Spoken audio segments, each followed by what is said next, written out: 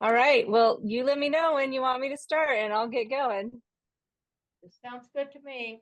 Let's go. Okay.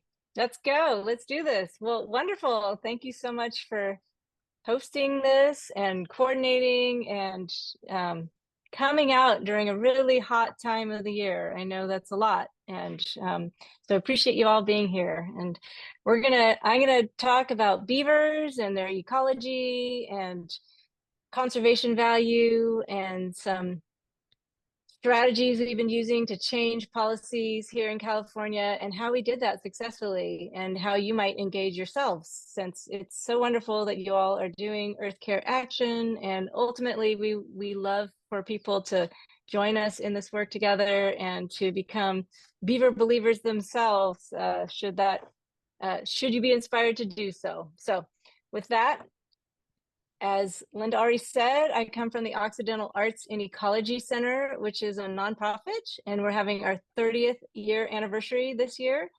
And I have been with the organization for 20 years, and we are out in Western Sonoma County, out towards the coast.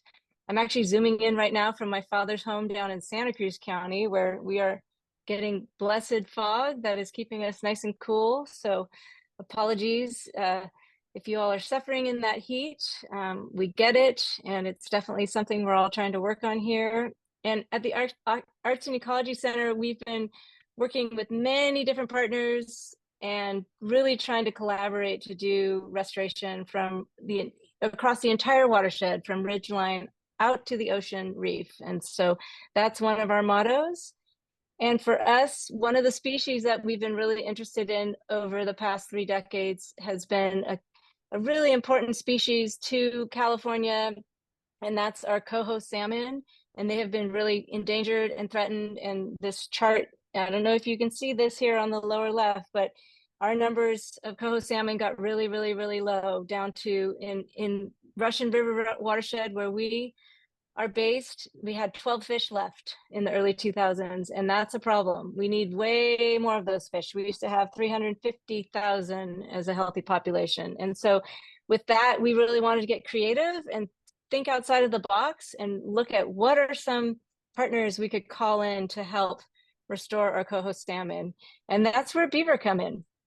And when we talk about beaver here in North America, we're talking about Castor canadensis. It's the only native beaver to North America. Beaver, there's one other species, Castor fiber, the Eurasian beaver, that only exists over in Europe and Asia. But here we have our beloved North American beaver that is native to all over our continent. And so early on, we were noticing that people were not recognizing the role beaver could play in watershed restoration and salmon restoration and all sorts of other types of ecological resiliency building. And so we launched a Bring Back the Beaver campaign, in which we focus on education and outreach, citizen science, really supporting research and demonstration, and ultimately policy change, which is really important because we've got some pretty limited policy on beaver in our state, as it turns out. So as I said, the North American beaver is native to the continent, and it was actually nearly trapped to extinction during what we call the fur rush. So before the gold rush came the fur rush. Fur was the currency that paid for colonialization and paid for all of the empires that were trying to claim new lands. And so beaver was one of those foundational fur bearers whose furs were sent all over the world and created a massive market and funding for the different nations, in particular Europe and Asia, who were conquering many different lands. And so in North America, before contact, there were anywhere from 600 to 400 million beaver, which is quite a lot. And some estimates say that 10% of the land mass were comprised of wetlands that beaver managed and lived in.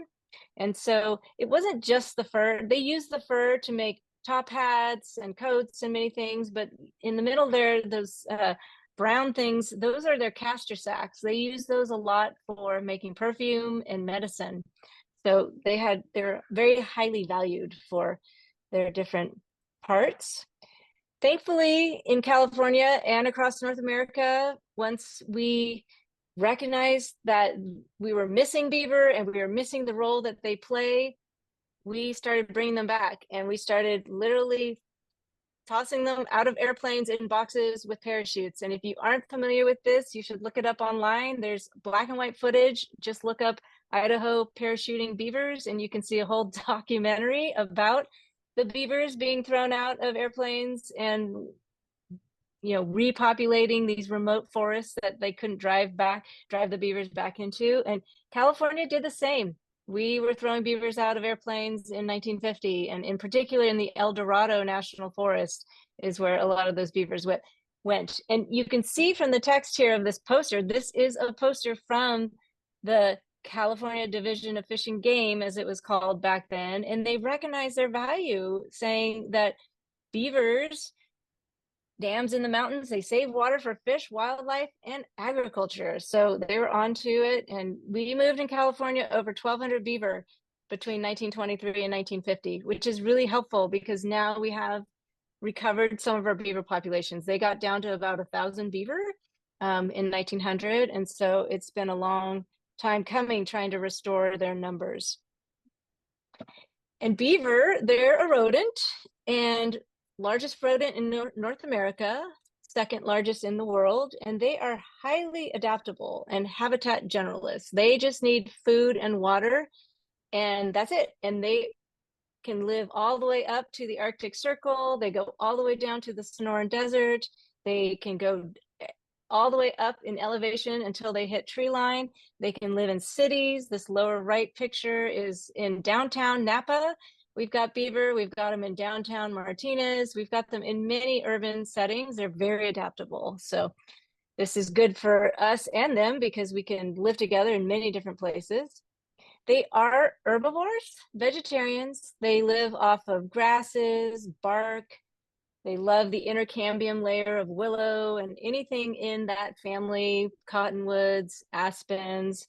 They'll eat bulbs. They'll eat lots of leafy greens. They're a true California connoisseur. They love to eat seasonally and whatever's fresh and green. And so they do not eat fish. A lot of people mistakenly think that and think that they will be competing with the fish. They're not, actually. They're providing habitat for fish, which I will talk about more. And they can definitely get very creative in what they're doing. Keep your eyes out for their beaver chews. If you see them, you might be surprised. So here we have the beaver. They, unlike most rodents, they live in family groups, and they only have one litter of kits, which is what the young ones are called, a year. And they only have anywhere from 2 to 8 kits, and not all of them survive. And those kits stick around until through the next year when they are yearlings, and through the next year when they are a juvenile, and then eventually sometime after that leave and start their own colony, which is really unusual for a rodent. So they work in teams, family units, and this is part of the way they're able to be such a wetland engineer, because they've got a whole family working together around the clock. They have some really cool adaptations. They're a semi-aquatic rodent. And so they have this special split claw on the back of their back feet they use for grooming. They have to put oil in their fur constantly to help keep themselves waterproof and warm. They also have really cool webbed back feet that they use for swimming, paddles. They have really dexterous front hands that they use for building and grooming, and they're really incredible at digging. And they have eyelids that close so they can see. They have a double eyelid, an inner eyelid that's clear, so it's like built-in goggles so they can see underwater while they're swimming. And then they have these front teeth, these incisors that are super sharp, constantly growing, that they have to keep sharp by chewing all the time. But this is what allows them to cut down trees and do the great work that they do. And then their back teeth stay closed so that they can swim underwater with their mouth open, with things in their mouth. because they drag a lot of brush and trees around to do the building that they do. And then they have a super specialized tail that is both a paddle, but it's also full of fat. So it's a fat store for them when during lean times. And then it also helps, it's a radiator. It helps dump heat during the summer when they're hot because they're wearing fur coats. Imagine how the beaver are feeling right now out in this very hot weather that they're having. Probably not so great. So they're all down in the lodge that they're gonna build because the earth stays a constant 50-degree cool, which is what we're looking at right here. So they need aquatic habitat to stay alive because they can be anywhere from 40 to 80 pounds and pure protein and fat. And so predators love to eat beavers, mountain lions, wolves, domestic dogs, bears, humans, bobcats. A lot of different folks are trying to get those beavers. And so what they need then is they need to have a den either in the side of a bank or a burrow, that a lodge that they build out in the middle of a pond or a lake. And the key is having an underwater entrance because that's what keeps the predators out more easily. And so if a beaver finds a river that is running slow enough, they will build a dam across it to make deeper water upstream, and then to be able to have an underwater entrance for the burrow that they'll dig, usually under a tree root to support the roof. Otherwise, they'll just build a lodge in their existing lake. And so this right here is Lily Lake up near Fallen Leaf Lake in South Lake Tahoe. And you can see this freestanding lodge right here. And then they've dug out these canals to go get their favorite food, which is aspen in this case. And then they've got lilies over here. So they want to create these huge wetlands that are deep enough, over 3 feet deep is ideal for them so that they can avoid predators. Because they build these big wetland complexes, they help buffer climate extremes. And so in cases where we're having lots of flooding, all of these dams that you see here on the left, they act as speed bumps. And so they'll slow down that water as it's rushing down and help take the energy out of it and ideally shunt it out onto the floodplain. Similarly, if we're having wildfires like we are having more and more these days, beaver wetlands don't tend to burn. And this is becoming really, really important for climate change resiliency.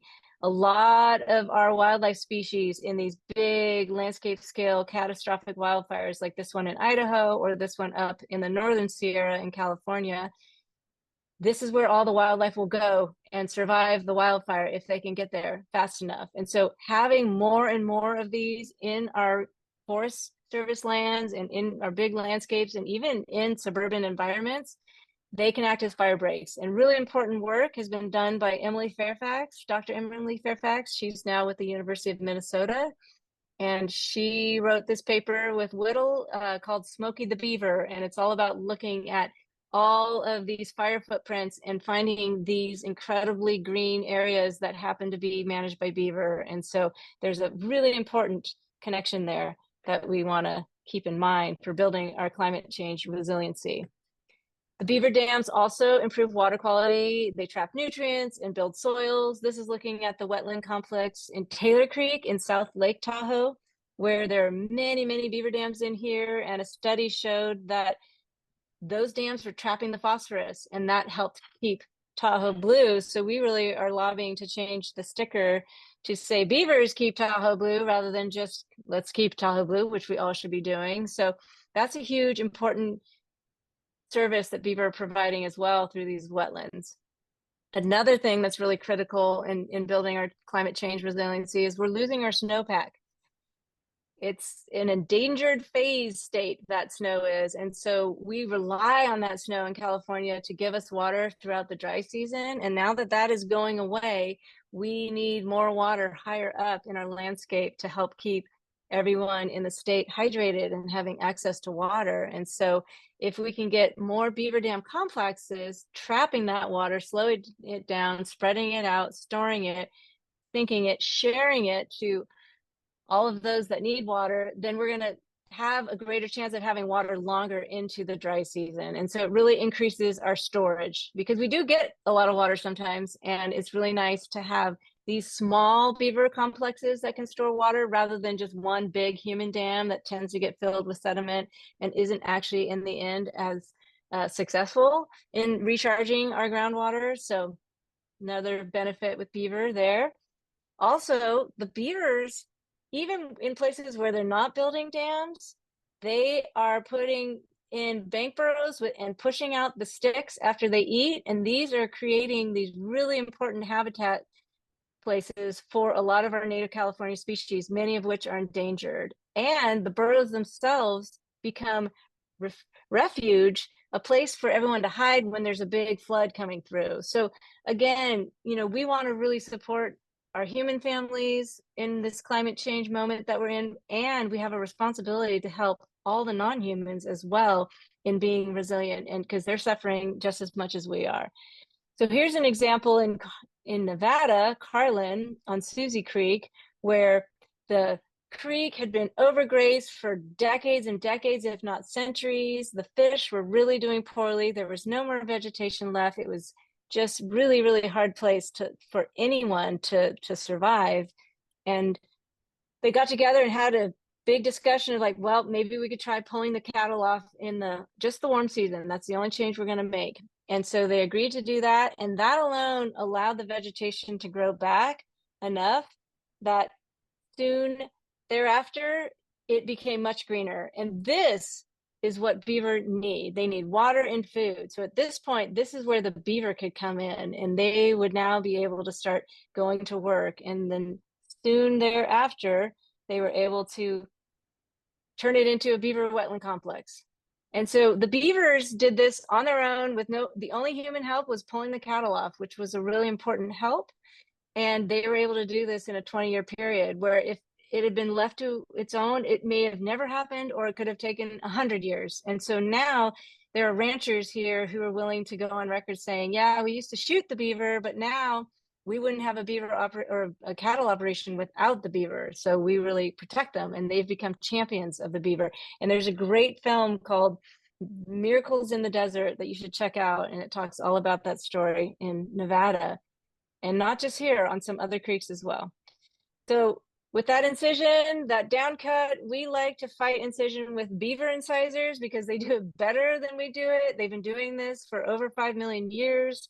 They know how to engineer wetlands and restore them in ways that we can't even begin to achieve. So because they provide all this habitat, and that really, really benefits all these other species. They're doing it for themselves, but it disproportionately benefits all of these species. And so they're often referred to then as a keystone species, because without them, that rock arch that has the keystone at the top supporting it would collapse.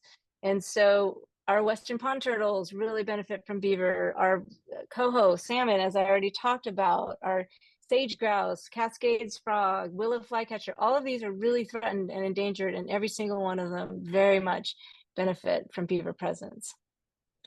And so thankfully, after working on this campaign for 15 years and really trying to support the return of beaver for the last 20 in particular, we are finally seeing some changes at the state level, which is unbelievable. We are so grateful. So really, it wasn't until June of 2022 that the governor proposed to put in the budget a proposal to create this new California Department of Fish and Wildlife-led beaver restoration program that would have 5 permanent positions and ongoing funding, and promote human beaver coexistence, develop a beaver management plan, and start doing translocations for the first time in nearly 75 years. And to really start trying to educate folks about their conservation value. That is huge. And that got passed and approved. And so this has been created, and we have been working with this team now very hard to really do the best program possible in California. And then another great change was due to a petition that we had filed in 2019. In 2023, the department also issued new depredation guidance. And so what that means is people who are having conflict with beaver and want to kill them as their solution have to practice non-lethal coexistence strategies first before they're given a permit. And in some cases, they still may not even be given a permit. So there's a lot more scrutiny and analysis going on because of this new guidance, which had not been there since 1930. Basically, since 1930 until now, anyone could get a permit with no questions. You just had to, contact the department and they'd give you a permit. And so we're really hoping that this is going to reduce the amount of beaver that are killed needlessly because of conflict, because we have all of these coexistence strategies that I'll talk about soon. As I said, we got to experience the first official translocation in nearly 75 years. This was last October with our tribal partners, the Maidu Summit Consortium, who have ancestral lands that were given back to them through a PG&E settlement in 2019. This is up in Plumas County, up at high elevation, 5,000 foot mountain meadow that used to have a bunch of beaver, and they've been asking us to help them bring those beaver back since 2015. And we wrote a whole beaver recruitment strategy. We really worked hard trying to propose this project as a pilot for the department, but they were still resistant and they were not having it. And then finally, once the program was created in 2022, they agreed to have this be one of the relocation sites. So we got to be out there. It was a huge honor. Family of 7 were released. They're doing great, and they're going to release another family or 2 this summer as well. So this is super exciting, and there's a great little 3-minute film about this that you can watch and get all the information. And the department is now soliciting beaver restoration project proposals on their website. So for people who are wanting to bring beaver back to a place they are no longer, they can put in a proposal and request that the department consider their project as a potential release site. Another great news is before the big budget crisis, there was some money that was allocated for beaver coexistence, $2 million, which is fantastic. And we at the Occidental Arts and Ecology Center were awarded that money, and what that will go to is for us to create a coexistence program for the state and try to redirect all of that money, or as much of that money as possible, to the public who are having conflict issues and want technical and financial assistance to do these coexistence techniques. And we're going to be doing that with our partners from the East Coast, the Beaver Institute. They work nationally and know this inside and out and have a great Beaver Corps training. So we're going to be training up individuals to install these devices, and it's going to be a huge benefit to California because so far there's nothing like this that exists in our state. Another great news is we worked with Assembly Member Damon Connolly from the 12th District out here in coastal California to introduce a Beaver Bill 2196, which basically codifies the beaver restoration program into law, so it can't be taken away by the next governor. It makes it permanent. And so we're really excited about that. And so far it's passed through the Assembly and through the Senate Natural Resources and Water Committee, and it's off to the Senate, and we'll see how it goes. But so far, every step that is gone, it has been approved unanimously, which is very exciting, and we're grateful for that. So how did we get here? How did this happen? Oh my goodness, like, how is change even possible? A lot of people complain that our Department of Fish and Wildlife is slow to make change, which is true. And so we have some stories to share there. And the first thing is that there early on, we ran into this mistaken belief that beaver were not native to California or to most of California. There was an old report that was written in 1942 that said they were only native to the Central Valley and up in the Modoc-Klamath area and the Colorado River, but not native anywhere else, and therefore should be treated like pests there. So the entire coast, the entire Sierra Nevada, above 1,000 feet, beaver were seen as pests and often managed that way by our National Forest Service, by a lot of our agencies who were just taking their lead from this historic document. And so we went to the trouble with a group of others to find a bunch of evidence otherwise and look through all of the historic records and ethnographic records and physical records and found tons of evidence that indicate, in fact, beaver are most likely occurred historically throughout the state, except for parts of the high desert.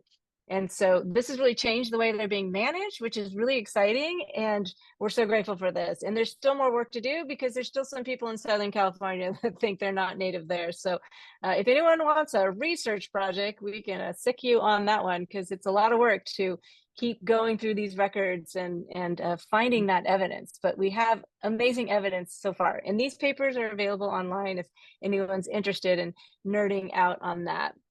And so we also had to legitimize and increase everyone's literacy about beaver restoration, because most people had a beaver blind spot. They didn't even know they were in California, or they thought they were not native, or they thought they didn't do any good. A lot of people thought mistakenly they were bad for fish. Turns out they're not. They create really important habitat for fish. And so we had to bring experts in from out of state to really show the science and present at conferences and all of that. And so we did a lot of that through the Salmon Restoration Federation, our Sierra Meadows Partnership, and California Rangeland Conservation Coalition, just to really help those people that are doing conservation understand the role beaver could play in helping them achieve their goals as well.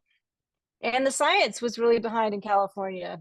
Didn't have a lot of studies that were actually done here. And, California loves to think it's really special and that no place on earth is like it. And studies done in Oregon don't apply in California, which is not always the case. And so we, while bringing in all the studies from out of state, really started encouraging our science partners to conduct their own research and really answer some of the questions that were coming up. And so some great work was done, in particular up in Mountain Meadows, in Childs Meadow near Mount Lassen, and this was actually funded by the Department of Fish and Wildlife. And one of the results that they found, they were looking at carbon sequestration. Do beavers help sequester carbon, and do they provide increase in biodiversity? And absolutely, those wetland complexes can help sequester carbon. They can re-wet these wet meadows and keep them wet so the carbon stays in the meadow. Similarly, with the biodiversity, it turns out the willow flycatcher, which is really endangered,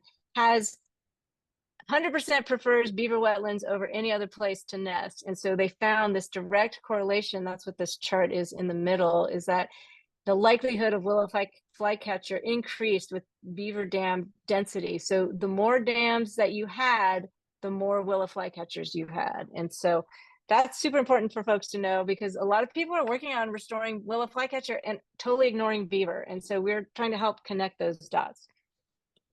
And similarly, with all of this great information, we need all of our folks that are doing, forest plans or state wildlife action plans, or all these other conservation strategies that get written up.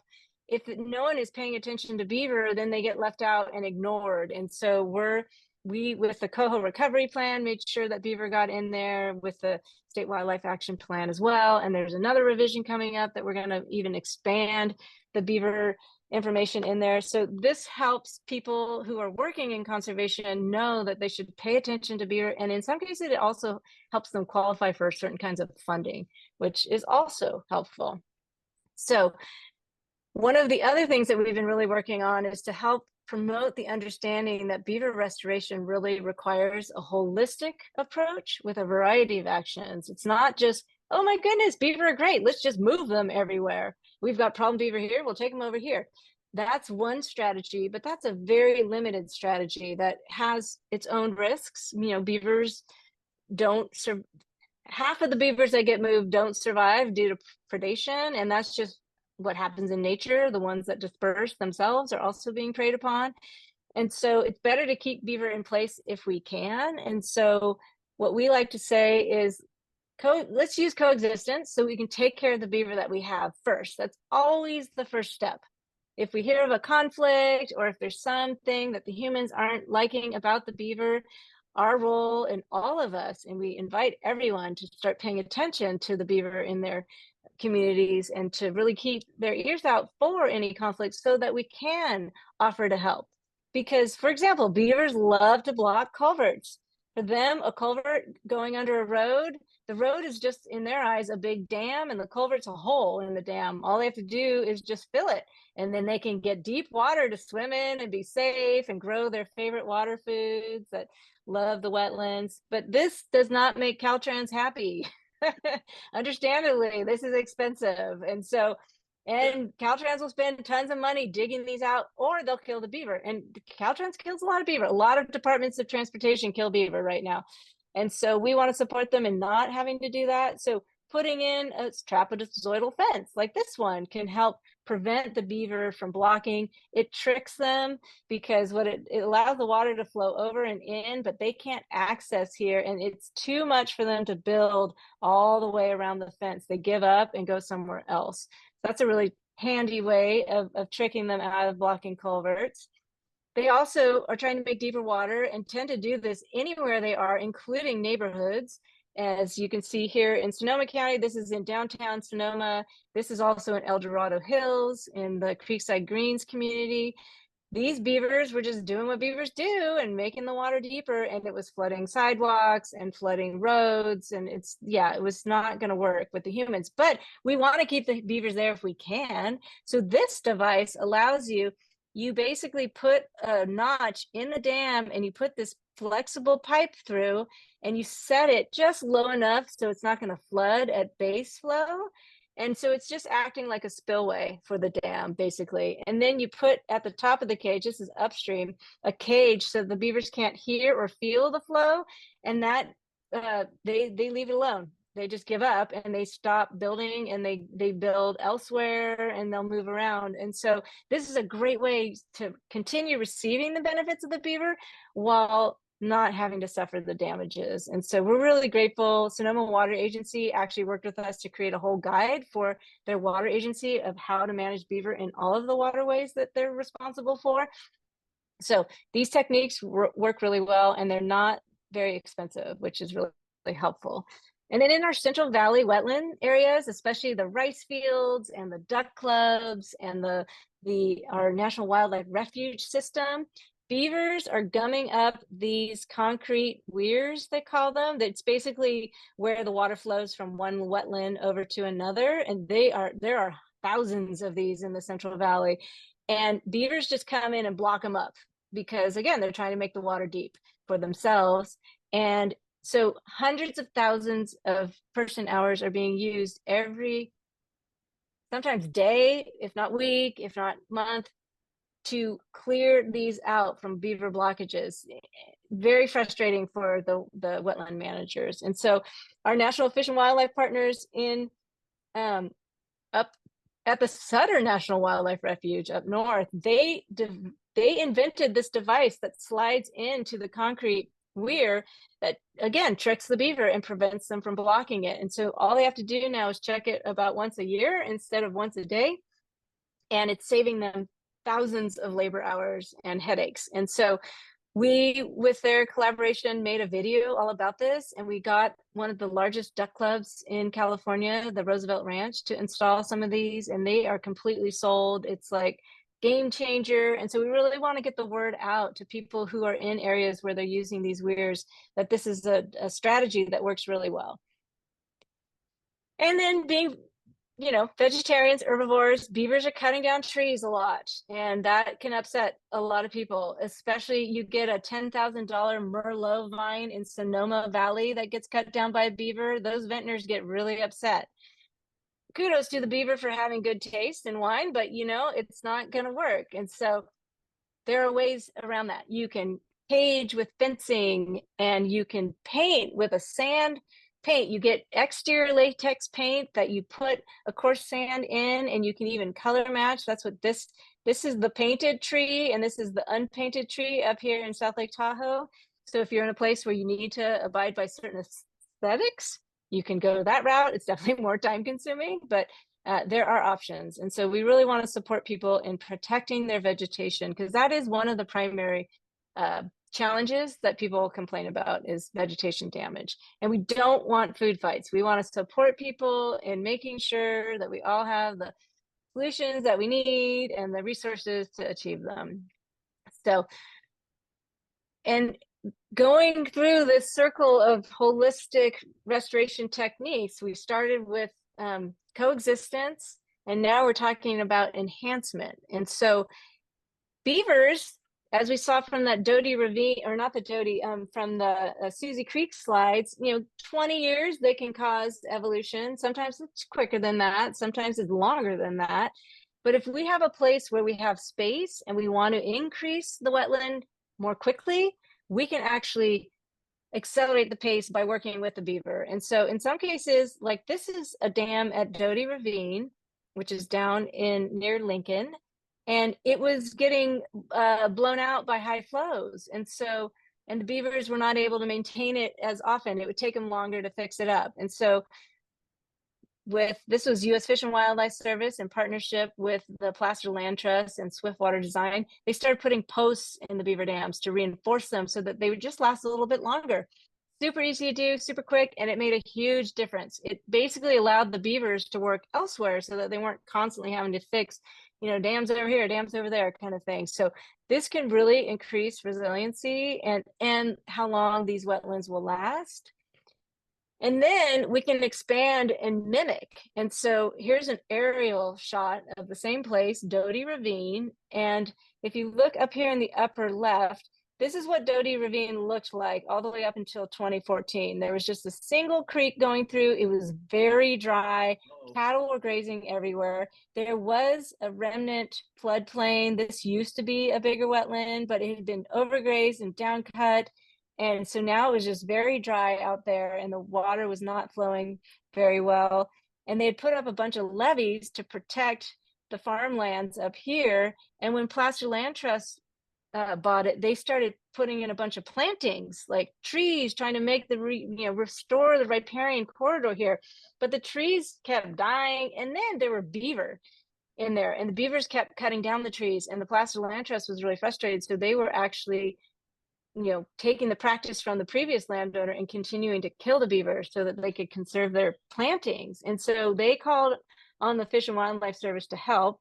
And Damien Ciotti, he came in and said, yeah, we'll fund you to do a restoration here. But first thing you got to do is sign a peace treaty with the beaver because you're killing your restoration partner. And that's not going to work. And so they agreed. And they stopped killing the beavers, started reinforcing the dams, and then they started putting in mock beaver dams. We call them beaver dam analogs, and building them in other places to try to entice them to other areas, putting them in between their dams to make those more resilient as well. And then they brought in a backhoe to break down the levees because they had the space. And yes, they were still grazing here, but they just moved the fence out further.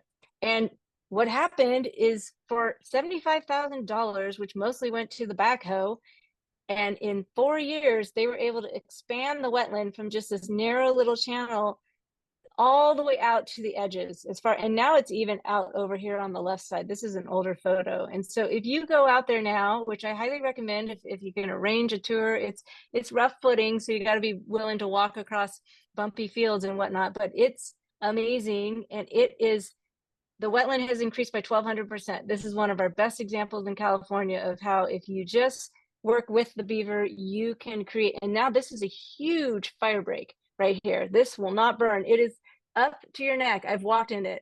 It's so incredible. It's like a swamp. And there's so many animals that are using it now. And the cattle, the folks that are leasing the land for their cattle, they're like, yeah, the fence had to keep getting moved, but we can keep the cattle here a month longer into the dry season because there's more water, and the grass stays greener longer, and the beavers are really helping the cattle as well. So, and then we can do it in places where we know beaver aren't suitable to return at all for other reasons. We can mimic beaver, and this is what these structures look like that humans are building, the BDAs, the beaver dam analogs. We build them as close to what a beaver would do, using mud and sticks and putting it in the same direction as the water so they stay in place, and they work really well. This is at a rancher's place out in Marin County, actually, Stemple Creek Ranch. Really successful to help keep the water on the landscape longer. And then ultimately, if we do have suitable sites for beaver, we can relocate them. That's a really important piece of the puzzle. We don't want to relocate all beaver, and yet some beaver just can't, there aren't suitable solutions for coexistence. And so we want to take those beaver who are going to be killed anyway and then take them to places that really have good habitat, that are beaver ready.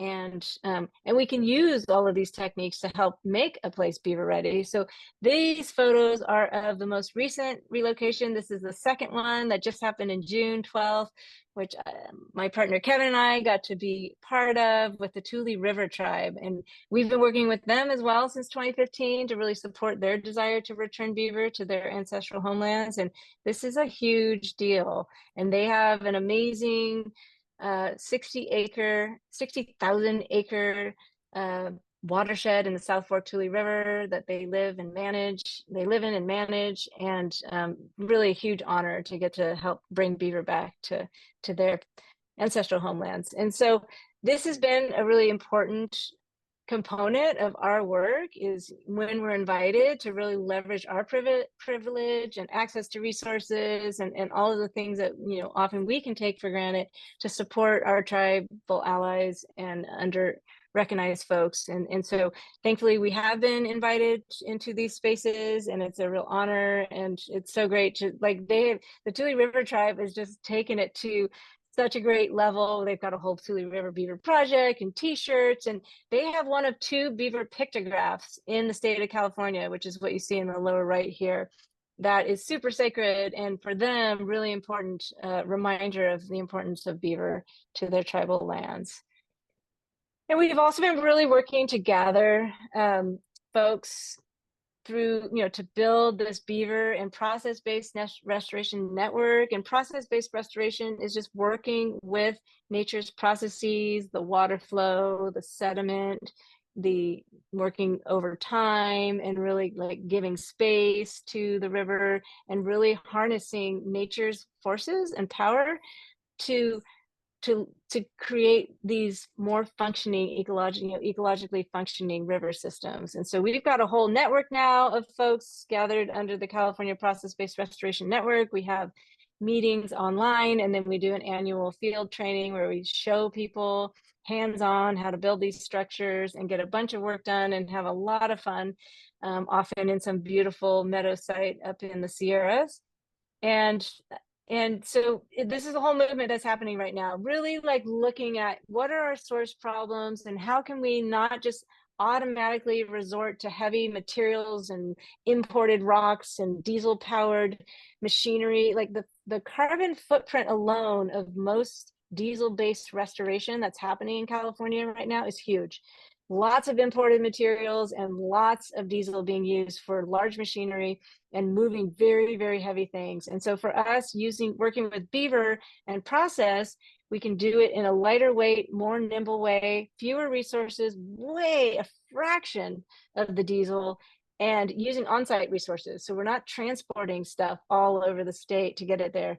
People are coming from different places, but it's such a different way to go about restoration, and it's really gratifying because a lot of people can get involved, and you don't actually have to be a large equipment operator to make a difference and help. We have all ages from like 90 to 3, you know, coming out for volunteer days to help with these projects. It's really inspiring. So it's a whole thing that's happening right now, which is super great. And we're also really interested in supporting existing and encouraging the creation of community groups that steward their local beaver populations. And so the Martinez Worth the Dam folks have been at it long time. 2007 is when they started.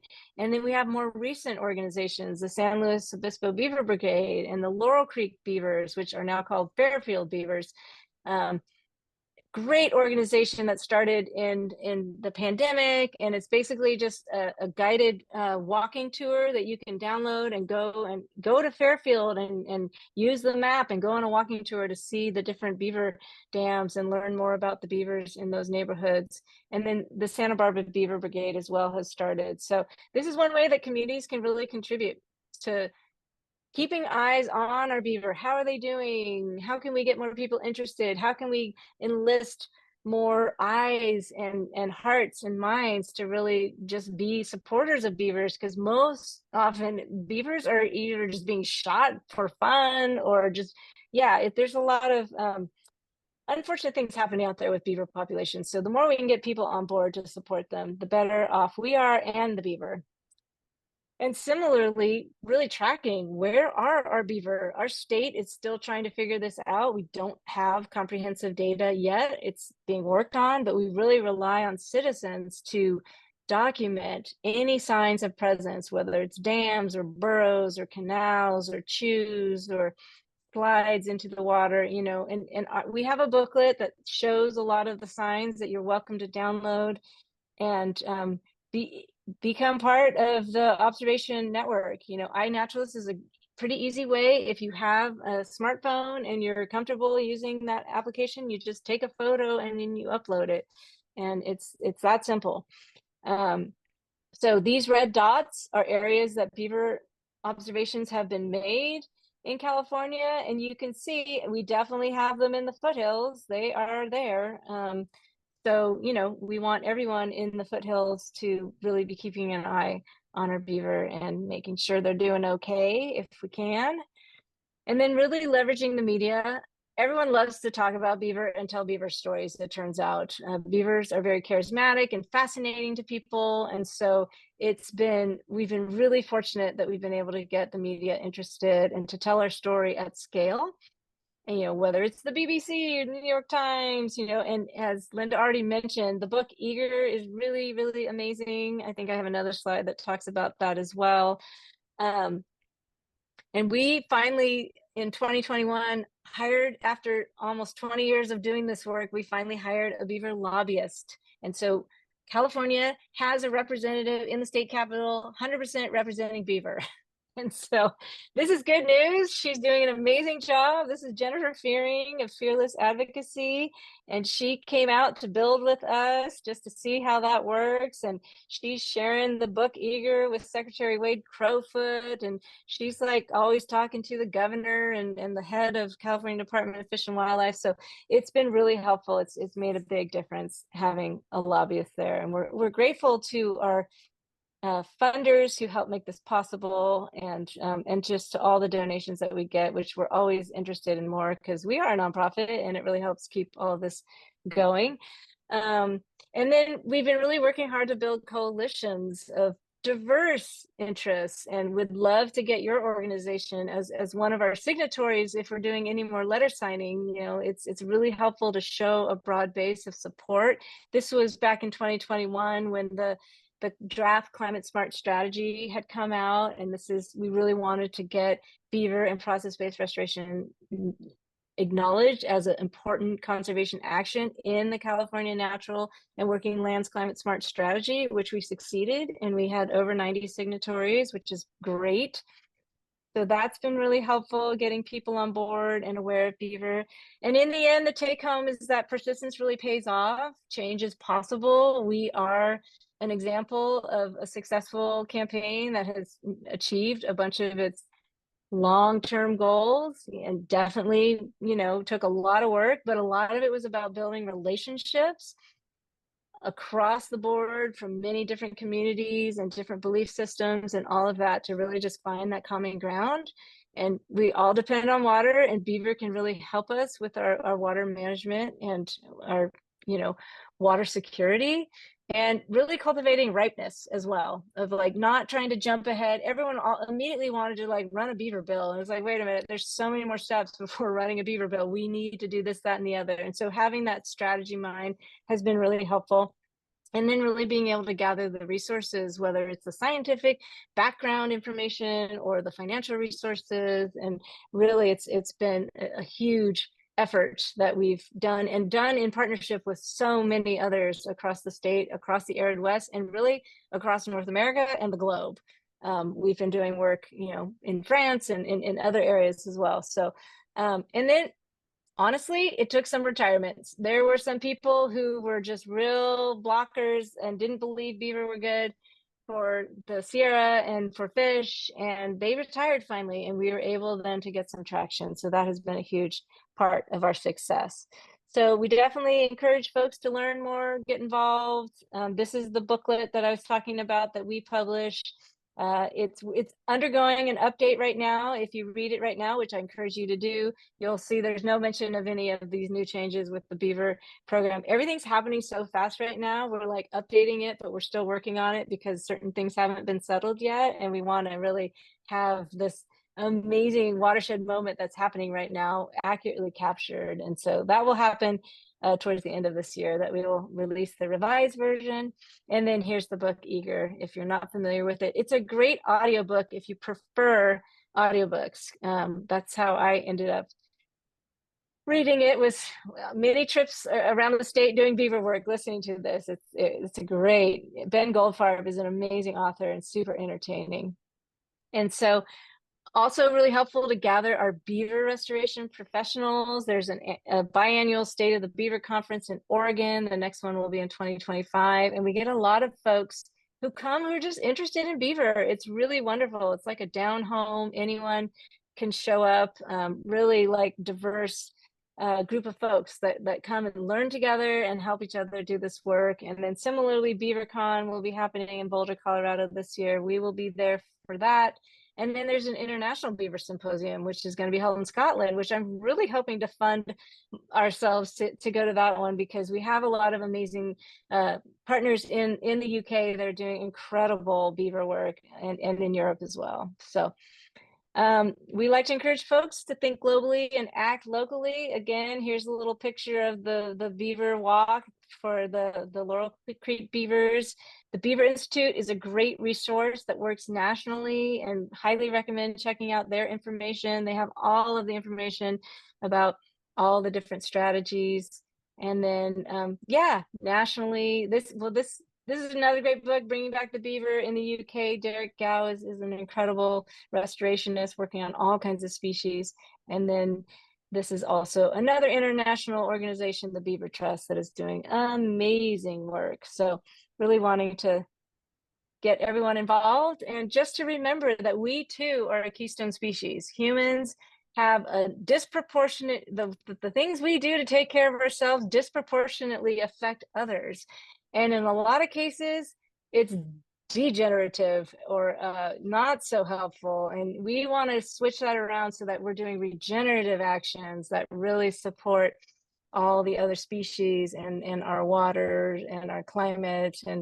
And so working with Beaver is a great way to start doing that, and really support all of us in trying to figure out how to do that in a good way. So with that, I will say thank you. This is a team effort. Really appreciate your attention. And we have a website ourselves that we just created, a Beaver portal, which is at oac.org. Actually, I'm going to go like this and show you really quickly on my computer here. It's this guy. So this is our brand new website for the Beaver part anyway.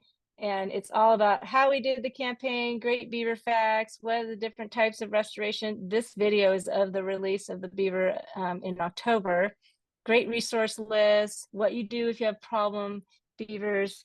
And then you can go to learn more about our general Water Institute program that has all of the different information of the stuff that we have done and are doing. And with that, I will stop sharing my screen. Thank you. You are welcome. Wow, thank you so much, Kate. That's just so much information, and really comprehensive and wonderful pictures of what I've decided are quite adorable allies. And I'm just gonna, I know you can't see, but we really have quite a full room here, and quite a few new faces that I at least haven't seen before. So I think a lot of people are interested in beavers. And I just wanted to comment that one of the things that really excites me that you brought out so beautifully is just that we're working with nature in this. We're not working with high technology. Yes, we need that. But if we can work with nature instead of our, to me, unfortunate human tendency to try to control it all the time, which is quite futile, I've discovered and learned in my work here. And I think a lot of us are realizing So I love the way we're working with nature doing this. And I just want to ask what questions, what thoughts there are in the audience, and I'll try to speak kind of, if it's not loud enough, I'll try to say something. Yes. So, Kate, I was wondering what your relationship is with the Forest Service, given that they control most of the land in the Sierra. Yeah, I heard that question. So the question was, what is our relationship with the Forest Service, given they control a lot of the land in the Sierra Nevada? It's been varied. Originally, a lot of our interactions back in like 2015 era was really trying to support Forest Service in doing coexistence and recognizing that beaver are in fact native. And so we worked a lot, for example, in the Tahoe Basin with the Lake Tahoe Basin Management Unit to really show them, you know, the evidence of like they're actually native to the Sierra and we've got all these strategies. And so they were willing to accept that and start changing their practices, particularly in Taylor Creek, where the beavers are constantly flooding their stream profile chamber. And so that was a huge sign of at least one of the forests really embracing beaver. We've had some really great traction with specific forests. Sequoia National Forest, for example, has been amazing. They got beaver restoration in their forest revision plan and are big advocates. They were present at the beaver release with the Tule River Tribe. They've been partnering with the Tule River Tribe and really supporting their interest in returning beaver and are interested in it themselves. And similarly, we've been working with the headquarters, you know, Region 5, their headquarters is in Vallejo, and we have given beaver presentations to the entire upper management for the region and have gotten really positive response. And so much so that there was some involvement in a whole beaver modeling project where Forest Service was one of the partners for that effort that we did with the Nature Conservancy and other partners, Utah State, to really run a model to figure out where there was good places for beaver to build dams that would support a lot of beaver dam complexes. And so that's been going really well. And more recently, the Forest Service has a research arm of their organization. It's the Southwest Pacific Research Station. And our partners there, based out of Arcata, are very keen on working with beaver and these process-based restoration techniques to restore the forest, but also to make them, to recover them quickly after large-scale fires. And so there's a study going on right now that my partner, Kevin Swift, who has Swiftwater Design and does these structures, has been working in these different meadows to demonstrate how these structures help, you know, with or without beaver, ideally with beaver, but beaver aren't everywhere. So they're doing a combination of it, how they help a forest recover after a catastrophic wildfire. And what they're finding preliminarily is amazing. It's trapping a ton of sediment. It is keeping that water in the meadow longer. It's helping the meadow revegetate more quickly. It is providing more habitat for more species, especially when the surrounding forest is basically charred matchsticks from the high severity burns. And so that work is really exciting. And I think we're in a really huge moment right now with the Forest Service where it's not just a few of us working within certain forests, but now there's a lot bigger collaboration, cooperation, awareness, education to more and more folks within the agency higher up that I think we're going to, and now that the California Department, the you know, rightfully so, they don't tend to want to do things that goes against whose jurisdiction it is. And so the management of beaver is the California Department of Fish and Wildlife's jurisdiction. So the forest, we had lots of forest supervisors that were interested in moving beaver onto their forest, but they couldn't because the state wasn't allowing it. And so now the state is allowing it. And that's going to be a game changer. And so in places where the forest has, you know, wants to propose a landscape scale restoration process that brings beaver back, there's going to be a lot greater chance of that happening. It's a slow process right now of getting the program underway, but eventually we'd love to see it happening on a much larger scale. And I feel really encouraged that the Forest Service is starting to turn the corner and really embrace this in a much broader way. Great. Go ahead. I could have sworn watching Mutual of Omaha when I was a kid, nature programs, that they showed beavers and beavers whacking fish and eating them. So what was I seeing? Ooh, that's a good question. Well, river otters are definitely have big tails, and they whack fish and eat fish, and they often get confused. And so I don't know if maybe that, I mean, I grew up on Wild Kingdom as well. I don't remember that particular one, but it might be worth checking out.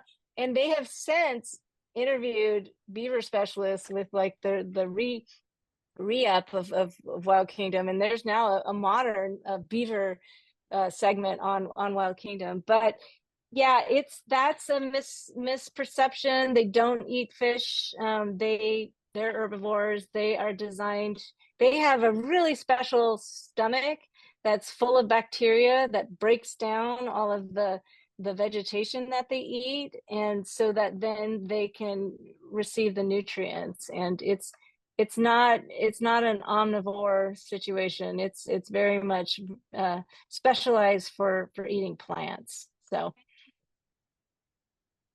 but they definitely slap their tail. So one of the things that they do is to alarm, like when they're like trying to like scare whatever it is that's coming at them, they will slap their tail really loud. And if you haven't witnessed that, it's definitely worth trying to get to, you can see it online, or you can try to get out there and view beaver yourself, but it's startling. It's like, oh my goodness. And so that's what they're doing to try to scare away any predators or any threats. And then it's also the way that they alert the rest of the colony that, yoo-hoo, there's trouble. I just slapped my tail. Everyone go hide, or like heads up, like figure out what's going on. So you're right that they slap their tail 100%. But it has nothing to do with fish. And if by some chance a fish unfortunately got slapped, well, that was just an accident, because they're not using that to actually kill fish. Yeah, I was telling you, Kate, that I recently moved to Lincoln, where I hope you all caught the Doty Ravine is now in Lincoln.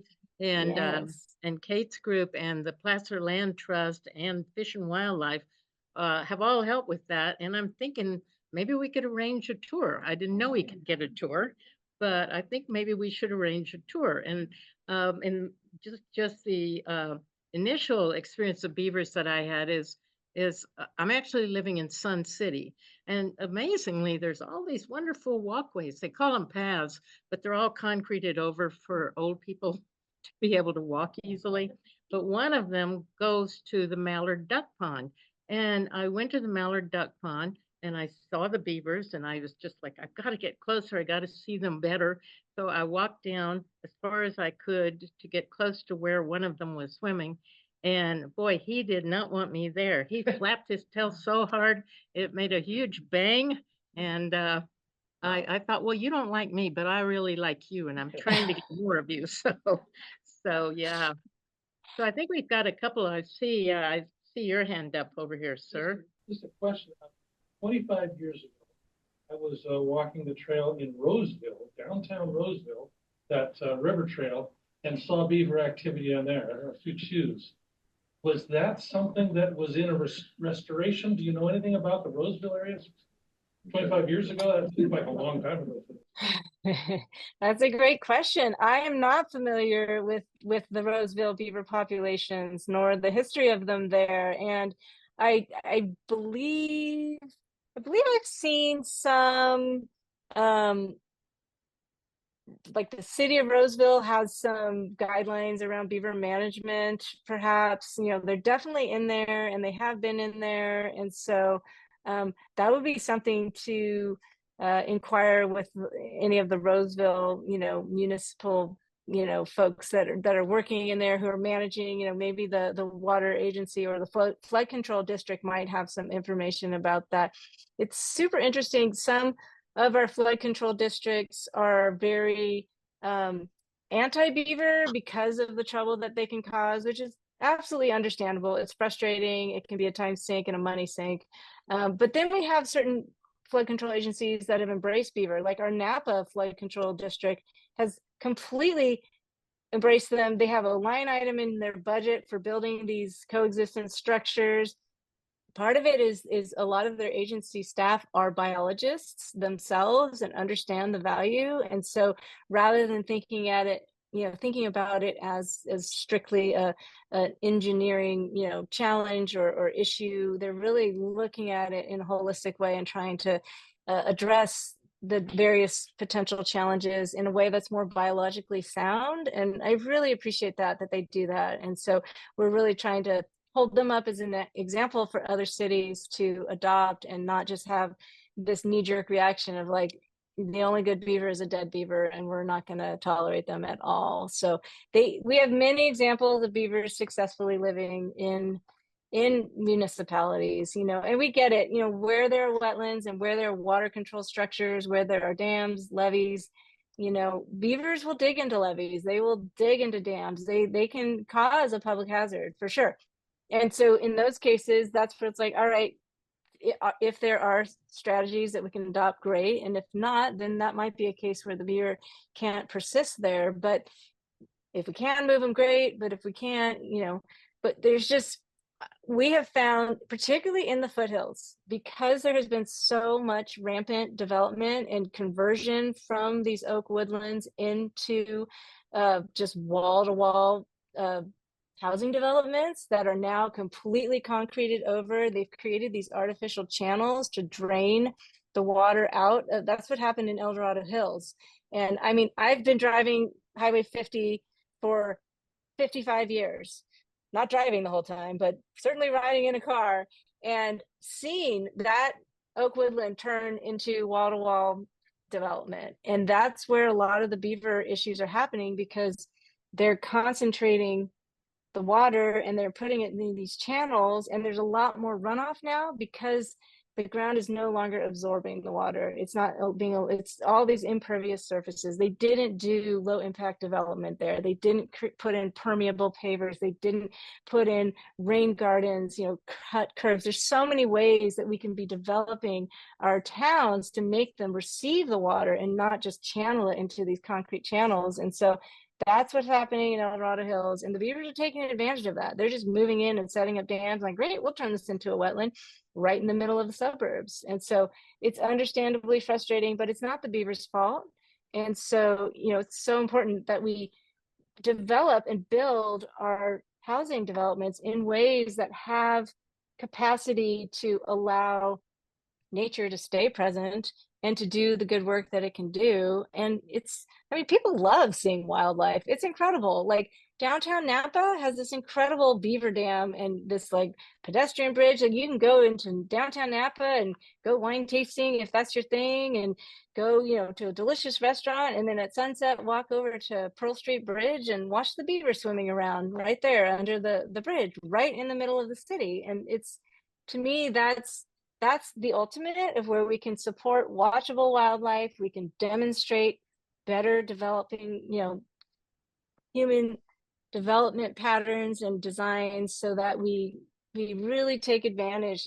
This fresh water is such a precious resource, and we are just treating it so poorly. And there's so many opportunities that we can be intervening. And that's one of the things that, we at the Water Institute have really been working with different communities to try to support them in either retrofitting what they currently have, or just really making sure that that's thought through when these developments happen, so that, what are you doing with your fresh water? Are you doing roof water catchment? Are you doing gray water?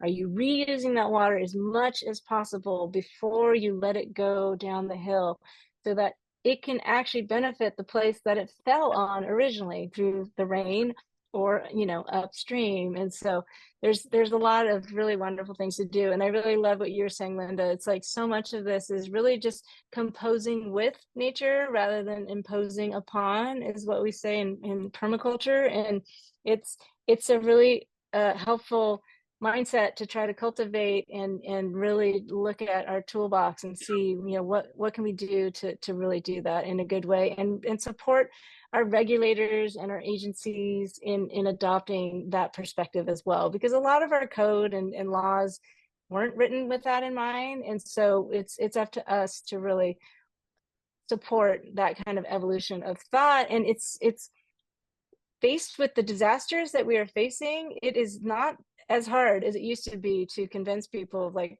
you actually want to have more green spaces and wet spaces in your communities to help make it more resilient to the heat and to fire and to all of these different issues that are coming up with climate change. And we really want to continue investing in our forests and our uplands, you know, everything within the watershed, to make sure it is as resilient as possible from top to bottom. Right. And I also really appreciate that you're working with indigenous peoples, because I've really become aware how much just readings and in this work that I've been doing the last few years, how much they were working with nature for thousands and tens of thousands of years before we Westerners came over and decided we knew better. And so I'm grateful just to learn that they're working with you, and you're working with them, and the government's working with them now some. I think that that's a Absolutely. great opportunity we have. And I want to just look around. We've actually got closer to almost 30 people, including the people on Zoom. And by the way, I can't see Lori and Kathy, but I know that you're there. And if you on Zoom have a question or a comment, and what about anybody else in the room? Yes, sir, back there. I really like your cat. Are they for sale? They are for sale. We sell these on. This is our logo for our Beaver campaign. We have the Beaver flag, and yes, if you go to our website, we sell them. Absolutely. Wow, so we can. I found you just I don't know, looking at beavers, you know, Googling beavers, and you showed up. But it's Occidental Arts and Ecology Center, right? That's Yeah. correct. Yep. Yeah, oaec.org is the website, and I can look and find what page the hats are on. They're in here somewhere. But yeah, we love to. It's a great way to support us, and nursery.oac.org, and that'll take you to the spot where you can buy one of the hats for sure. Okay. And speaking of supporting Kate while she's still here, you know, we used to have a basket we bought for donations. I forgot it, but there's paper cup or just a table back there. If you guys on your way out would just throw whatever few dollars you have on that table, then we could send it over to Kate, and maybe it'll help her and her folks get over to Scotland, or at least maybe points nearby, because all this work that she's doing doesn't come free. So just a few dollars donation on the table would be very welcome. And Kate, we've got half of our board, PICA board, I'm looking around, are here today. So I'm going to put on the agenda for our next meeting that we become signatories for you, and whatever kind of petitioning you do, that our name gets included, because I don't think I'll have any trouble convincing my fellow Beaver believers. If they weren't before, they are now. So I believe. So any other thoughts? Yeah. Oh, just thank you so much. That's wonderful. Yeah, we really want to collaborate more with communities of faith, and really just, you know, we've done it a lot in other spaces. And so, yeah, just having your support is really important to us. So we thank you for that. And yeah, that would be great. Well, many thanks to you for showing up today. I know it's a difficult time in your life personally, and I just appreciate you coming anytime, but you really you gave us all a wonderful opportunity to learn, and it's been very enjoyable spending this time with you. So thank you so much, Kate. Thank you. Yes, thank you so much. Really appreciate it, and keep up the good work. Thank you for all you're doing to support environmental action in the communities that you're working in. Really appreciate that. And it takes all of us. So every little bit counts. And we're really grateful to know that you all are doing the important work that you're doing as well. Well, thank you. Kate, you mentioned a couple of movies. I actually learned, I just to let folks know, I sent out information on 4 movies we would be showing on our next movie night. Yes, Ken has that. And then I learned that there's a movie called The Beaver Believers that won not one, not two, but actually 8 different awards throughout the country and even internationally. And was created by a woman, Sarah Konigsberg, I believe her name is, who I've been working with her to be able to show The Beaver Believers next movie night, which is on July the July 18th. third Thursday, 6:30 p.m. at Auburn Presbyterian Church, which is in Bell Road and New Airport Road. Right, and I've seen it, and it's not only informational, but and we will show 1 or 2 of the short movies, not to make things too long, but it is not only informational, it's just really fun. It has a feisty hairdresser working with several scientists to go and relocate and help the beavers flourish. And it's just an enjoyable and rather charming movie to get to see. And it's been hard to find and be able to see. So this is an opportunity you're not going to get easily elsewhere. So I hope you'll all come for it. So put some money in the hat as you go out, folks. Right. And we're going to send it to Kate. Oh, Thank you, super Kate. appreciate. Yes, thank you all so much. And I'm so glad you're showing Sarah's movie. She's a dear friend and has done a lot for the Beavers. Yep. And she's studying now at Utah State, getting her PhD to further the Beaver work. Yeah, it's amazing. Yeah. And I actually did get to go trap with Sherry Tippy, who is featured, the hairdresser, and she's quite a hoot. Quite a character. Oh yeah. Yep. Right, She's right. yeah. So I think definitely mine- worth checking it out. Right, right. Could I say something? Yes, go Hi, right hi, ahead. Kate. I don't know if you can see me, but I have my Beaver shirt on. Nice. Look at that. Because That's he's- awesome. And yeah, I'm Diana Suarez. I emailed you a couple years ago, and I was trying to get a grant to enhance beaver habitat on Bear River, and things have Right. changed, and they're going to let me submit it. So I've been Nice. watching the Thank you. beavers there for a long time, and I sent you the beaver report. It had a lot of videos, but they're back Yeah. this year. And I Oh, have a that's such song- great news. I have a song I sing to them. And so anyway, everything's really going well. And Oh, I'm so glad to hear that. yeah, so Congratulations. Thank you so Yeah. much for all of that. It's so important. oh yeah, and I'm so thrilled. I've seen the Beaver Believer book, and I have the book, I've seen the videos. You know, Bear River has Beaver Believers. So anyway, So thank great. you so much for everything Oh, you're doing. And it's You're good to so see welcome. you. And thank you for all the Thank work you you're so doing for the much. Bear. Yeah, wonderful. Thank you. Yeah. Okay, well, I don't want to keep you on any longer, Kate, but again, thank you for showing up and doing all this. Oh, my pleasure. No, my dad would be proud that, he'd want me to come and speak for the Beavers. So it's perfect. Yeah, it's nice to do it in his honor. Kate, I'm getting the word that one of our city council members is going to be following up. Mike, did you want to talk to Kate, or did you want to talk to me, or both of us? Come over here and meet Kate. Talk to her together. Wonderful. Kate, get over here where she can see you. Can you see Mike? Mike Holmes Hi, is one of Mike. our city council members, and he's been very supportive of our PICA work in various areas. Wonderful. I took this all as a call to action. So Yeah. I'm going to check with Roger Nilo, our state senator, and Joe Patterson, our assemblyman, about AB 1296, I guess it is. Yep. Yeah. 2196. Yep. 2196, Yeah. Wonderful.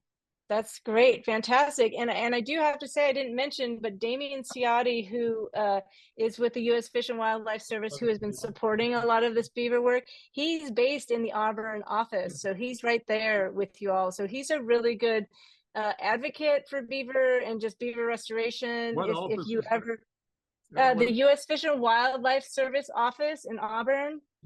So that's his. that's his home office, and he's just a wonderful advocate for beaver and knows a lot. And so anyway, if there's ever, yeah, if you ever need to contact someone within that agency for any reason, he's a good person for that. So What and is he's right his there. name? Damian, DAMION. Oh. Yep. And then Ciotti is CIOTTI. I'll put it in the Damian chat Ciotti. too. And we've been working with him since 2013 on beaver restoration stuff. So he's a really important resource right there in your foothill communities. All right, Kate. Well, thank you again. All right, Linda, you're so welcome. You take care. You too. You too. Okay. Bye-bye. Bye-bye.